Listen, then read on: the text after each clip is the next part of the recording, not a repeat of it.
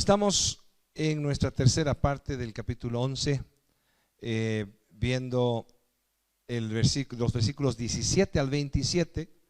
Podemos titular esta enseñanza: si hubieras estado aquí, si hubieras estado aquí. Señor, danos gracia para compartir tu palabra, Señor, que podamos abrir nuestro corazón, nuestro entendimiento, que podamos, Señor, reflejar también, Señor bendito, a través de tus escrituras, tu presencia, Señor. Que cada uno de nosotros pueda alimentarse, Señor Dios, Padre, con lo que recibe hoy, Señor, y pueda compartir con otros, Padre, para que puedan acercarse también a ti y consagrar su vida en el nombre de Jesús. Y todos decimos amén.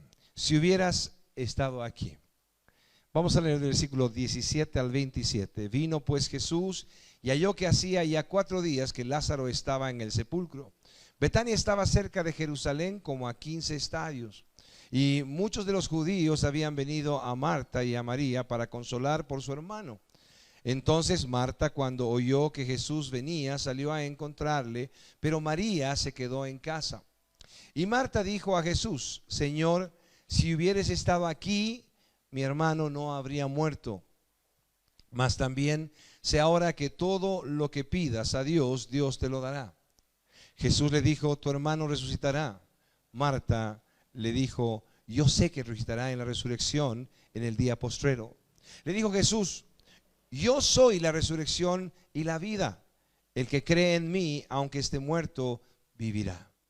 Todo aquel que vive y cree en mí no morirás eternamente. ¿Crees esto?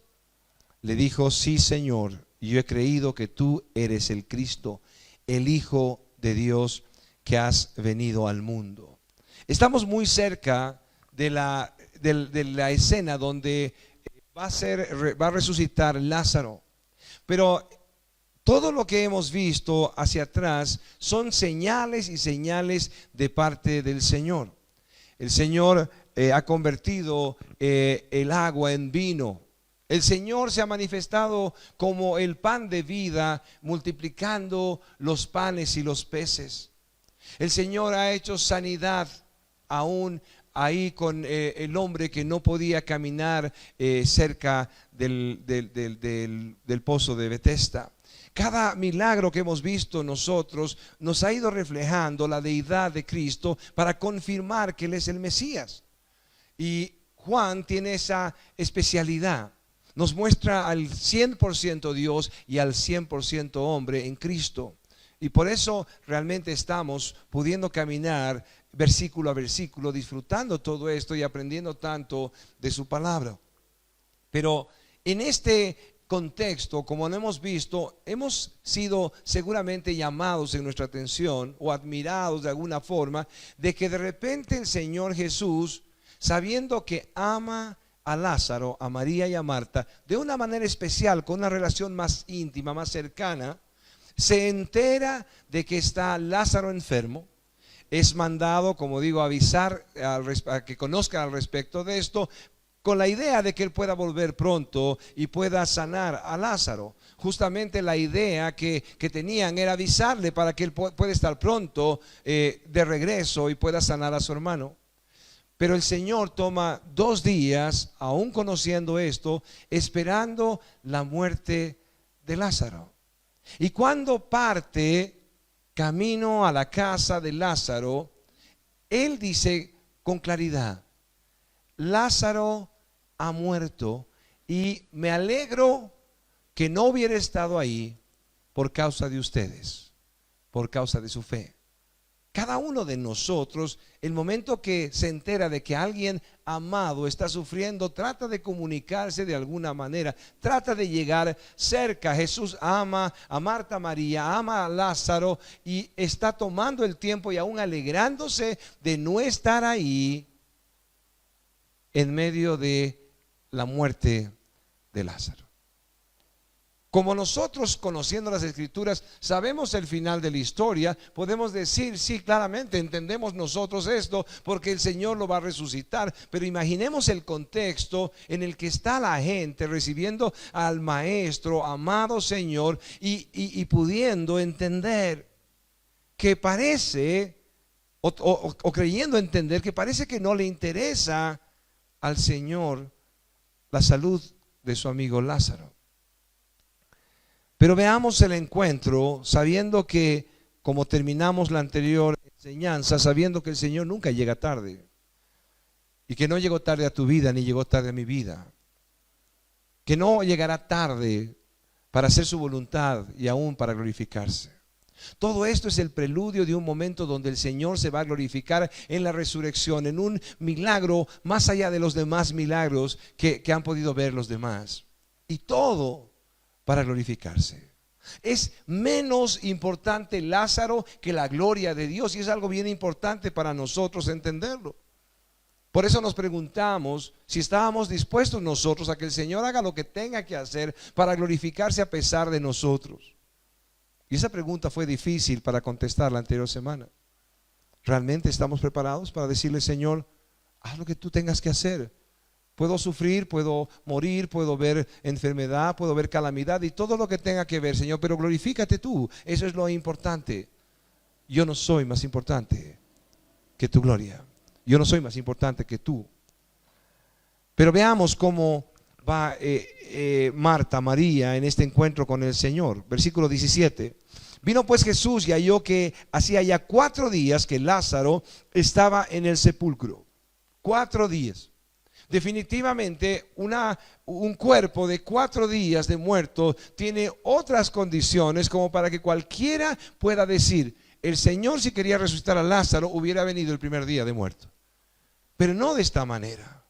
Una persona muy querida hoy día me preguntaba después de la prédica y me decía, ¿habrá resucitado Lázaro así como un ente, como un zombie o algo así, con un cuerpo putrefacto? Y yo digo, bueno, el Señor hace las cosas perfectas, siempre las hizo perfectas. Pero la situación era tan difícil de entender. ¿Cómo podía llegar tan tarde según los ojos de todos? Versículo 18. Betania estaba cerca de Jerusalén, como a 15 estadios. Así que el Señor, conocedor de toda esa zona, el Señor toma la decisión de esperar 2 días antes de partir, y aún llegando todavía 2 días más para poder llegar a ese lugar, para que hubieran pasado los 4 días perfectos para que Él sea glorificado, encontrando a Lázaro en esa situación. Versículos 19 y 20 dice, y muchos de los judíos habían venido a Marta y a María para consolarlas por su hermano. Entonces Marta, cuando oyó que Jesús venía, salió a encontrarle, pero María se quedó en casa. Es maravilloso ver que exactamente lo que debía hacer cualquiera, o debería hacer cualquiera que ama, está sucediendo con los amigos de Lázaro, de Marta y María. Están corriendo para estar con ellos, están consolándoles, están cerca de ellos. Y deberíamos estar cada uno de nosotros siempre de esa manera, gozándonos con los que se gozan y llorando con los que lloran. Pero Marta va al encuentro del Señor Jesús para reclamarle. No está yendo para decirle, Señor, ven rápido a mi casa para resucitar a mi hermano. Está saliendo desesperada. Seguramente 2 cosas pasan por mi mente y posiblemente por la tuya. Está yendo para ser consolada y decir lo que muchos de nosotros hubiéramos dicho a Jesús.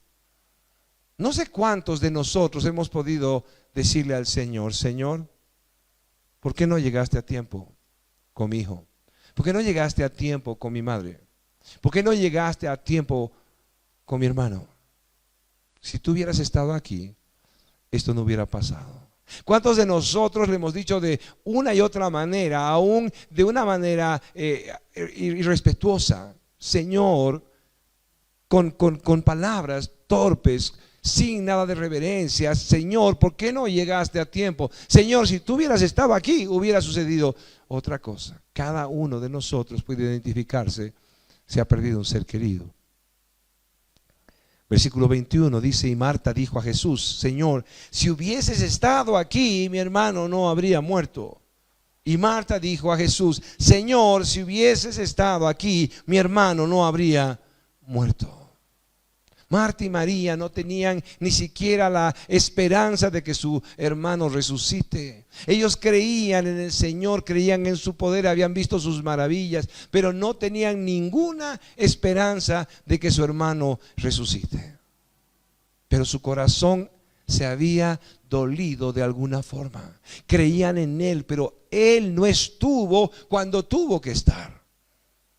Compartíamos hace 2 semanas y les decía, los pastores no podemos estar en todas, pero cuando realmente sabemos que alguien está sufriendo, estamos de alguna manera relacionándonos. Si nos enteramos en verdad que alguien está sufriendo, entonces le buscamos, si no, no somos pastores. Pero ahí está el pastor de pastores, el que no tiene ninguna comparación con nosotros y ha esperado tanto tiempo. Imaginemos por un momento cuál es el reclamo de Marta. Lo que quiero meditar por un momento es que el Señor también ha escuchado tu clamor. El Señor también ha escuchado el mío. El Señor ha podido recibir mi ofensa cuando he podido decirle, Señor, si tú hubieras estado aquí. Y de repente aún cuántas cosas más. Aquí el Señor no se ofende con Marta. El Señor no se ofende con Marta. No la rechaza, no la condena. En su reclamo, según lo que yo entiendo, irrespetuoso. Él es Dios, ellas lo han reconocido como el Señor, como el Mesías, y sin embargo está reclamándole como a cualquiera. Y el Señor no se ofendió, como no se ofendió contigo ni conmigo en nuestro reclamo irreverente. Vino una persona y me dijo, o aún más de una persona en la historia, para decirme, pastor, no tengo perdón. He blasfemado contra el Espíritu de Dios. Y la Escritura dice que esto es un pecado imperdonable. Pastor, así me siento totalmente desechado, no puedo más. Y yo le digo, bueno, si has sido desechada por Dios o desechado por Dios, si has cometido este pecado imperdonable, ¿qué haces aquí? ¿Cómo puedes buscar al pastor si no tienes perdón? Inmediatamente a las personas que se acercaron alguna vez con esta carga, le dije, estás aquí porque el Espíritu de Dios te ha convencido de pecado. Por lo tanto, si el Espíritu Santo te ha convencido de pecado, entonces no has sido desechada o desechado. El pecado imperdonable, la blasfemia contra el Espíritu Santo, podemos entender que es el rechazo a la salvación de Cristo. No que es una palabra o una ofensa, sino que es el rechazo a la salvación. Que el Señor aún está dando la posibilidad de que el mundo sea salvo y el mundo no quiere salvarse. El Señor está mostrando a través del Evangelio, a través de tu predicación, mi predicación, a través de mi ruego a otros de que se reconcilien con Dios, y están rechazando al Señor hasta la muerte. Prefieren su religión, prefieren cualquier tradición, pero no quieren a Jesucristo. Y ahí hay un pecado imperdonable, porque no hay forma de decir que de alguna manera van a aferrarse a la cruz de Cristo porque no les interesa. El Señor escuchó su clamor, escuchó aún su reclamo, su queja, como escuchó la mía y la tuya. Y aún seguimos aquí, consagrándonos al Señor, buscando del Señor. ¿Cuántos dicen amén? Oh Dios, eres bueno. Volvemos a leer el versículo 21. Y Marta dijo a Jesús, Señor, si hubieses estado aquí, mi hermano no habría muerto. Versículo 22 al 24. Mas también sé ahora que todo lo que pidas a Dios, Dios te lo dará. Mas también sé ahora que todo lo que pidas a Dios, Dios te lo dará. Jesús le dijo, tu hermano resucitará. Marta le dijo, yo sé que resucitará en la resurrección en el día postrero. Primero el versículo 22 dice, mas también sé ahora que todo lo que pidas a Dios, Dios te lo dará. Está reconociendo que si hubiera venido Jesús antes, su hermano hubiera sido sanado. De repente podría haber pensado Marta, si hubiera venido el primer día, lo hubiera resucitado. ¿Por qué? Porque creemos en ti, Señor. Creemos en ti, creemos que tú puedes hacerlo. Pero no estaba creyendo que el Señor Jesús después de 4 días iba a resucitar a su hermano. Lo que estaba diciendo, sabemos que Dios te escucha, que el Padre te escucha, que va a complacerte si tú le pides algo. Por eso, si tú hubieras estado aquí, mi hermano no hubiera muerto. En el versículo 23 dice, Jesús le dijo, tu hermano resucitará. Y aquí Marta está tan clara de que hay resurrección, su esperanza en la resurrección está clara. Había un conflicto entre fariseos y saduceos. Los saduceos no creían en la resurrección, mientras tanto que los fariseos sí. Y ellos tenían esperanza de vida eterna, estaban seguros de que sus cuerpos resucitarían, de que estarían con el Señor para siempre. Había una esperanza real. Cuando nosotros enterramos a gente que amamos y que la hemos llevado de alguna forma a acercarse a Cristo, nuestra esperanza es de que estén en esa resurrección, una resurrección para vida. Cuando hablamos de resurrección, sabemos que todos resucitarán. Y unos serán condenados para siempre, para el infierno eterno, y otros tendrán vida eterna. Sin embargo, podemos estar seguros que ninguno morirá eternamente en los conceptos de muerte. ¿Por qué razón? Porque el infierno seguirá aún con la ira de Dios sobre los pecadores por la eternidad, y estarán vivos, pero muertos. ¿Por qué razón? Porque Él es la vida, y el que está apartado de Dios está muerto. La ausencia de Cristo es estar muertos. Por eso la Escritura nos dice que cuando estábamos muertos en nuestros delitos y pecados, el Señor nos salvó. Él nos dio vida juntamente con Cristo y nos dio fe para que podamos depositarla en Él y podamos ser salvos y vivir para siempre. Entonces, la resurrección traía simplemente dos caminos: el camino de la condenación eterna en el infierno, que es la muerte eterna, y la vida eterna con Cristo Jesús. Marta realmente conocía las Escrituras, había aprendido bien del Maestro. Entonces en el versículo 24 Marta le dijo, yo sé que resucitará en la resurrección en el día postrero. Ella no estaba entendiendo lo que iba a pasar en ese momento. Su teología era buena, pero no podía creer, como tú y yo no podríamos creer lo que iba a suceder. El problema en esta esperanza maravillosa de la resurrección es que hay mucha gente que no cree absolutamente en la resurrección, no tiene ninguna esperanza de vida eterna. Y a veces escuchamos a alguien decir, cuando le preguntamos dónde te vas a ir si mueres, y de repente dicen al cielo, porque soy una buena persona. No soy como tales y cuales que están ahí presos o están en la calle o lo que sea. Soy una buena persona, no hago mal a nadie, así que me voy al cielo. Y mi pregunta para ellos siempre ha sido la misma: ¿y para qué quieres ir al cielo? Ah, no, quiero ir al cielo porque no me quiero ir al infierno. Bueno, es una buena razón, pero ¿para qué quieres ir al cielo? Ojo, que en el cielo vamos a adorarle al Señor por siempre. Y en esta tierra a ti no te interesa adorarle, a ti no te interesa rendirle culto al Señor, no estás viviendo para Él. Y cuando estemos en el cielo, estaremos viviendo eternamente para rendirle culto, para darle gloria, para disfrutar su presencia. ¿Cómo vas a anhelar el cielo si aquí no te interesa la presencia de Dios, no te interesa Dios mismo? Por lo tanto, si nosotros no vivimos para Dios en esta tierra, nuestro fin no es el cielo. El creyente ha sido cautivado por lazos de amor, por cuerdas humanas. El Señor dice que aún fue más fuerte que nosotros y nos venció. Así nos conquistó, porque somos pecadores, porque somos malos. Y cuando nos cautivó el Señor, entonces, de ahí en adelante, este corazón de piedra se volvió un corazón de carne que palpita para Dios. Pero si no palpita para Dios, entonces, ¿de qué me sirve la resurrección o creer en el cielo si no es mi lugar? Por lo tanto, anhelamos hoy día que el Señor venga. Porque si no anhelamos que hoy venga el Señor, Y estamos diciéndole, como las personas que no le conocen: Señor, no llegues hasta que me case. Señor, no llegues hasta que sea abuela.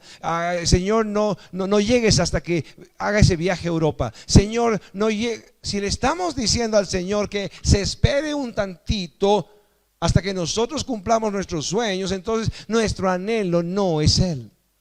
Porque la iglesia dice: ven, Señor Jesús. Ven, Señor Jesús. Y si el Señor para tu vida o para mi vida no puede venir hoy día, porque todavía me falta algo de vida en esta tierra para disfrutar, posiblemente todavía no le conozco. ¿Cómo puedo comparar una vida de aflicción de este mundo, donde hay unas cuantas alegrías y lo demás es aflicción, donde apenas nos contentamos y ya tenemos una mala noticia, donde aún la libertad de otros es aplacada con violencia, con muerte, con cárcel, porque no piensan igual? ¿Cómo podemos disfrutar de este mundo cuando todo es mercadería? Hasta los niños son mercadería y se venden. ¿Cómo podemos disfrutar de este mundo comparado con lo que Dios tiene para nosotros? Creer en la resurrección no simplemente es un tema de decir: sí, Señor, yo creo que nos morimos y hay cielo o infierno y que viviremos eternamente. Nuestra esperanza en la resurrección nos tiene atentos a su venida. Nos tiene atentos a su venida. Queremos irnos con Él.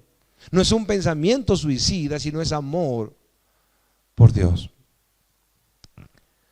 Versículo 25: y le dijo Jesús: yo soy la resurrección y la vida. El que cree en mí, aunque esté muerto, vivirá. El concepto de Marta está perfecto. Dice teológicamente: sí, Señor, claro que sí, tú eres la resurrección y la vida. Tú nos resucitarás para siempre. Estaremos con Él y creemos en ti, y aunque estemos muertos, viviremos para siempre. Todavía Marta está entendiendo algo bueno. Está entendiendo una sana doctrina.